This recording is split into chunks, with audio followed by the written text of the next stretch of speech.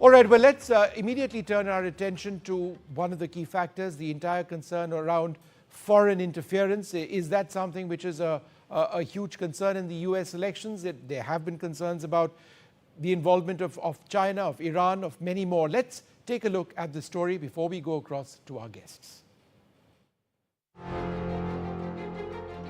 Just days after the election cycle began, U.S. intelligence and media reports indicate that Russian operatives are already on the move. Recent investigations uncovered coordinated disinformation campaigns targeting social media platforms, echoing Moscow's 2016 and 2020 tactics. These posts seek to exploit societal divisions, race, politics, and public health, creating a landscape of mistrust. Analysts warn that with every like and share, these false narratives could influence vulnerable voters. The latest example of the same was seen as recent as last Friday. Russia allegedly manufactured and spread a fake video that depicts someone destroying ballots marked to former President Donald Trump in Pennsylvania. Meanwhile, China is adopting a different strategy. It is reverting back to one of the oldest tricks in the books, hacking. FBI and other U.S. agencies are investigating unauthorized access to commercial telecommunications infrastructure by subjects associated with China. Republican presidential candidate Trump and his running mate J.D. Vance are reportedly among a number of people inside and outside of government whose phone numbers were targeted by Chinese hackers. Following this revelation, it was reported that phones used by people affiliated with the Harris campaign were also targeted. You see, attempts to infiltrate political organizations and campaigns are means to seek to sway the voters' opinion and create an unequal playing field. The story is eerily similar when one speaks of Iran. Microsoft has pointed out that Iranian government-linked hackers have researched and probed election-related websites in multiple U.S. swing states. An effort to discover vulnerabilities that could be used to influence the presidential election. But it's not just foreign actors. Domestic extremists are also a significant threat. Law enforcement agencies are on high alert for potential violence at polling places and election-related events. Case in point, the 2021 insurrection. January 6, 2021's heavily armed mob attack was an attack not just on the U.S. Capitol building, but also on democracy and the rule of law.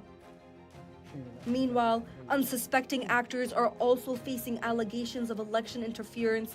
Keir Starmer-led UK tops the chart. The Trump campaign has accused Starmer's Labour Party of blatant foreign interference. This after some volunteers traveled to help campaign for Vice Presidential Harris. The Red campaign has filed a complaint with the Federal Election Commission in Washington. It is demanding an investigation into what it has termed apparently illegal contributions from Labour to the Harris campaign. As the 2024 election approaches, the threat of interference, both foreign and domestic, poses a critical challenge to American democracy. The world watches closely as the battle for truth unfolds. Stay informed and stay vigilant. With Arjun Samar Mahendran, Samya Afsar for NDTV World.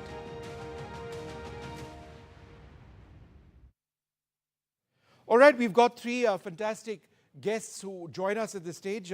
Joshua Wilson is a political analyst with the University of Denver, Nish Acharya, a former Biden advisor, and Alex Zidane, a Republican strategist. Alex, to you first, just in terms of the report we played out now, potential foreign influences in this election, is it hyped, or do you believe that from China to Iran to North Korea, there is something substantive in reaching out to American people and influencing the vote?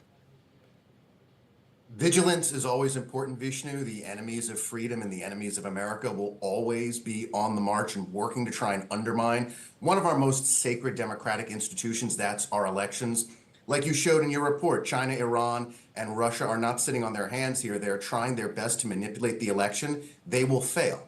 And they will fail because Americans have faith in our democratic process and because I believe that the Russians, the Chinese, and the Iranians may be working at cross purposes. We've seen reports that the Iranian mullahs want Kamala Harris to win this election. Regardless of who interferes, they try to sow chaos and discord. And the best thing that we can do as Americans is be vigilant and be united, and make sure you check before you post. That's what I'm watching right now. Certainly it's something that we need to keep an eye on, but it's not something that's a grave concern for me as we head into election day here. Nish, let's talk a little bit about American foreign policy. I mean, there are two wars raging right now in West Asia and in Ukraine, Russia. I mean, the world is actually watching these elections for several reasons. To what extent is foreign policy critical as far as America's agenda is this time around, both for Harris and for Trump? So I think American foreign policy, as the old saying goes, that elections are not won on foreign policy, but they can be lost on foreign policy. And I think what Americans are considering is the fact that while there are no American troops in the Middle East or in Ukraine, certainly we have made a significant effort to ensure that Russian aggression is pushed back. And that has included U.S. sales of weapons and other things like that, and certainly a lot of time from our foreign policy establishment. And then, of course, in certain states, there's concern about the Israel-Gaza war, and you have large Arab populations in Michigan and elsewhere. And ultimately, I think they will, look at what are the options for their community, for their homeland that are better, and they will, I believe, vote for Vice President Harris as a result. But we are seeing it in very specific cases like the large Arab population in Michigan. But otherwise, it doesn't look to be a major issue as much as the economy, access to reproductive rights, and other issues are. In fact, Joshua Wilson, that's what I wanted to speak to you about, the entire issue of abortion and reproductive rights. Is it your sense that this could be the one issue that could potentially push Kamala Harris, into the White House? I ask that because many suggest that the economy is perhaps, the issue that's strongest as far as Trump's wicket is concerned. Yeah, no, it's with an election this close, and as you mentioned at the top of the broadcast, nobody's breaking out of the margin of error. It's really hard to know, what small thing might push one of the candidates over the line. But abortion is definitely one of the live issues that we should pay attention to. A lot of polling recently has pointed out a gender divide in the vote, with Harris polling very well with women. And one way of understanding this is through the issue of reproductive rights and abortion. What's more is there are 10 states where voters are actually directly voting on an abortion-related issue. And this could matter in swing states like Nevada or Arizona. It could matter in terms of the Senate race, maybe in a place like Montana or, again, Arizona or Nevada. And we can really also see it potentially mattering with the Democrats trying to win back the House, with really targeting a state like New York as a place to make up ground. Joshua Wilson, at a larger level, is this an election between, trying to preserve and ensure that democracy, the old style, remains in America, versus the Trump style of democracy, which many suggest, based on his past, isn't quite democracy as the way we've seen in America? Is that what this election is all about? Contrasting visions of what is key to the United States, its notion of democracy itself? Again, I don't know that we can narrow down the election to being really about one thing, but you are hitting on another one of these big core issues, and another way that really both candidates have been trying to present things, right? There's been a lot of discussion around this election as being so consequential, and it's so consequential because it really matters for, what vision of the U.S. will we have moving forward. And we really have two candidates with very starkly different ideas of how America should move forward and how governance should take place.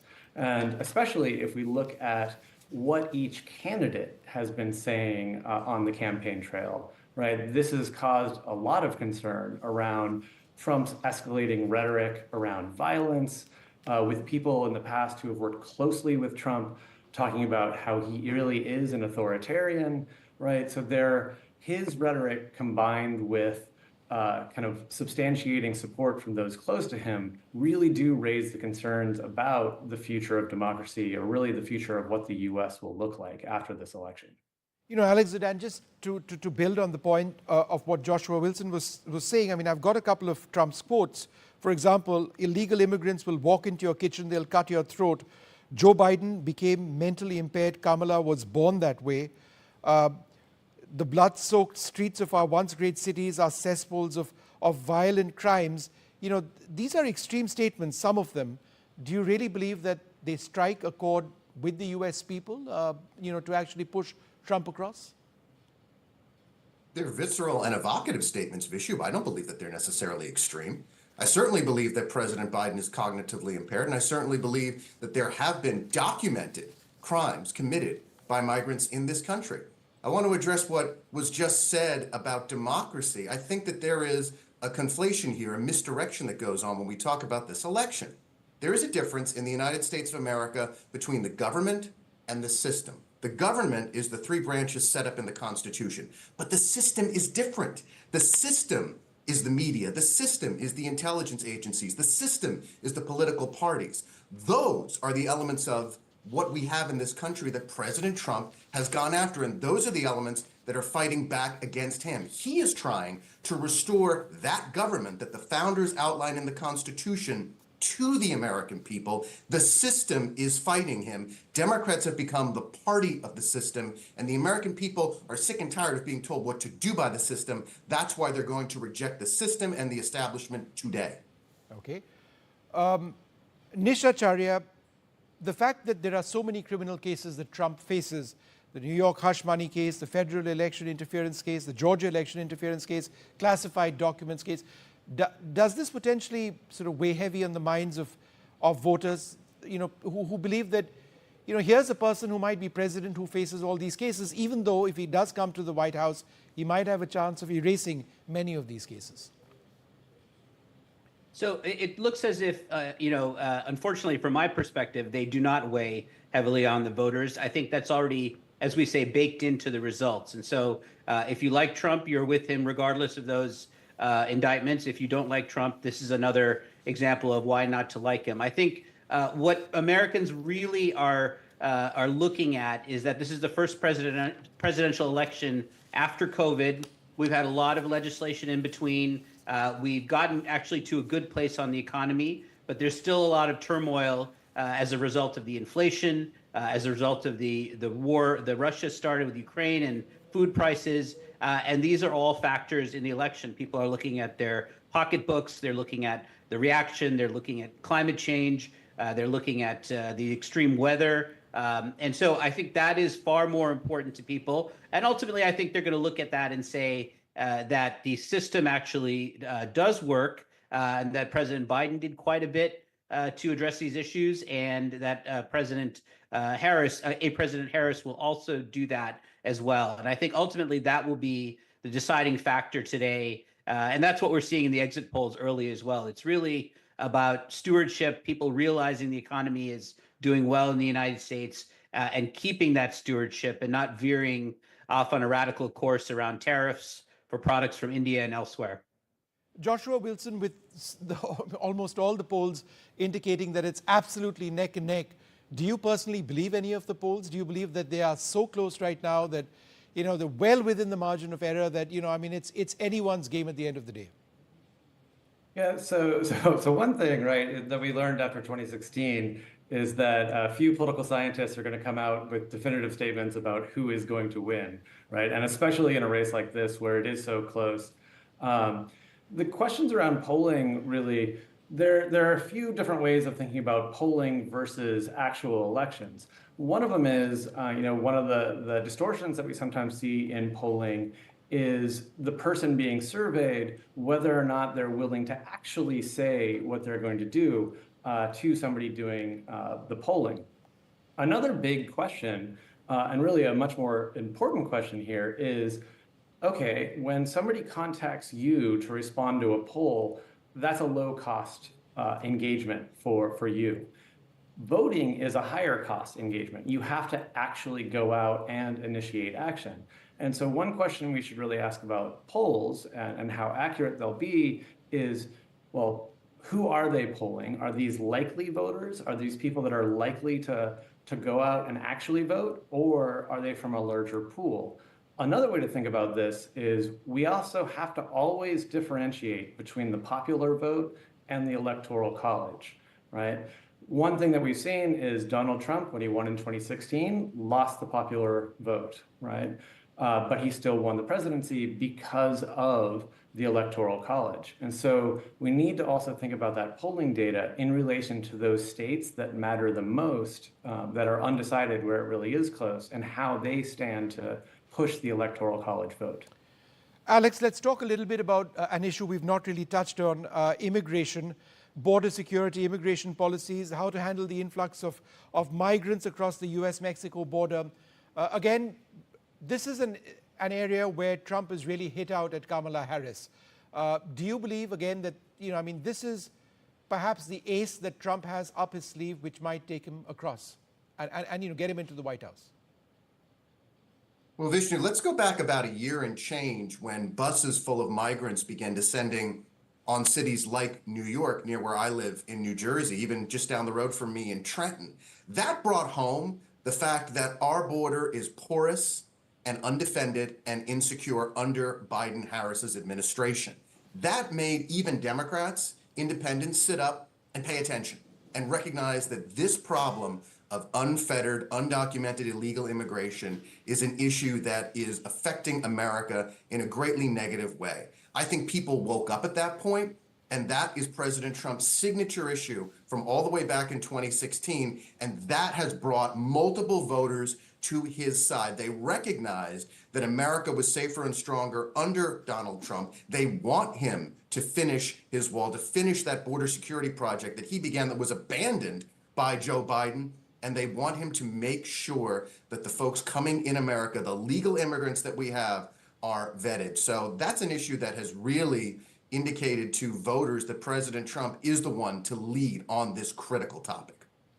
Nish, since you follow foreign policy so closely, is there a sense that, it was essentially rhetoric for Trump when he said that if he came to power, then, he'd ensure that the war in Ukraine comes to an end by picking up the phone and speaking to Putin, because America is so deeply invested in the war right now. It just seems difficult to believe that they'd stop all support to Ukraine. So do you believe that, it's one thing for Trump to have said that, but entirely different for him potentially to have the ability or the willingness to actually do that? Well, I think the concern for the United States and for NATO has always been Russian intentions beyond Ukraine, that if they're able to take Ukraine, the next step is to move into Eastern Europe, Poland, and then be a menace to the West, whether that's through a hot war or through terrorism or, starting separatist movements, whatever it may be, that Russia will then turn its sights to Europe. And that's the reason it's been so important to stop Russia in Ukraine. And the real concern is that President Trump has said that he believes that a peace should be negotiated. And let's assume that that's his philosophy. That means that the Russians would probably gain a significant amount of land. Its allies, the North Koreans and the Chinese, would also be victors in part. And Russia would then be a little bit closer to Europe and therefore to American interests as well. And so I think there is a real concern that Trump will push for a forced agreement and that it'll be a way for Putin to save face in this issue. So I think that's a concern versus, keeping our economic and military foot to the gas pedal and ultimately beating back the Russians and keeping democracy and freedom alive in Europe and in Ukraine. I just want to get back to the immigration issue for a second.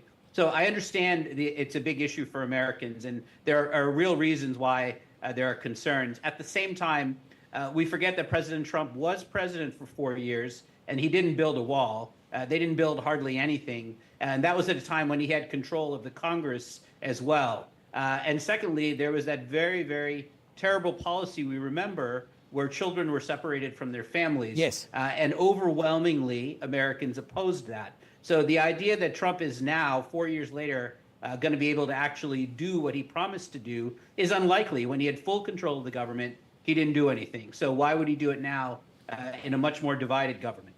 Alex, you want to quickly respond? Reminds me of a joke that I've heard, Vishnu, about someone being served soup and say that this soup is terrible, but there's not enough of it. I was down in Arizona I saw the border wall. It wasn't a fever dream. I was actually there, and it was right in front of me. And the gaps in the border wall occurred when President Biden took office in January of 2021. President Trump is going to finish that signature project and augment the Border Patrol to be able to stop the unfettered flow of illegal migrants into this country. It is a signature issue for him, and it's one that he is going to make sure is top of mind when he retakes the Oval Office on January 20th. All right, Joshua Wilson, Nish Acharya, and Alex Zidane, wonderful speaking to you. We'll leave it over here. Nish, come back to you a little later. Thanks very much for being with us.